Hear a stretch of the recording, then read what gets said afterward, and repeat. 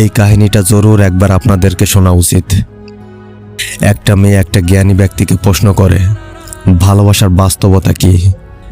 জ্ঞানী ব্যক্তি বলল, প্রথমে তুমি একটা ফুল বাগানে যাও আর সেখান থেকে সবথেকে সুন্দর ফুলটা নিয়ে আসো। মেয়েটা একদিন পরে ফিরে আসে আর বলে, আমি ওখানে অনেকগুলা ফুল দেখেছি, কিন্তু একটা ফুলকে আমি দেখেই যাচ্ছিলাম। ওই ফুলটা আমার অনেক পছন্দ হয়েছিল, কিন্তু আমি ওর থেকে সুন্দর ফুলের সন্ধানে চলে যাই। যখন আমি ফিরে আসি তখন ওই ফুলটাও কেউ যেন ছিঁড়ে নিয়ে গেছে। জ্ঞানী ব্যক্তি বলল, এটাই তো ভালোবাসার বাস্তবতা। যে সামনে থাকে তার উপর কদর করে না। সবশেষে ভালোর সন্ধানে মানুষ বেটার কাউকে হারিয়ে ফেলে। সুন্দর মানুষ কিংবা সুন্দর জিনিস টাকার বিনিময়ে হয়তো পাওয়া যেতে পারে, কিন্তু সত্যিকারের ভালোবাসার মানুষ দ্বিতীয়বার পাওয়া অনেক মুশকিল। ভিডিওটা কেমন লেগেছে কমেন্ট করে জরুর বলেন।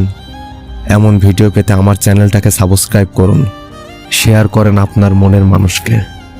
আল্লাহ হাফেজ।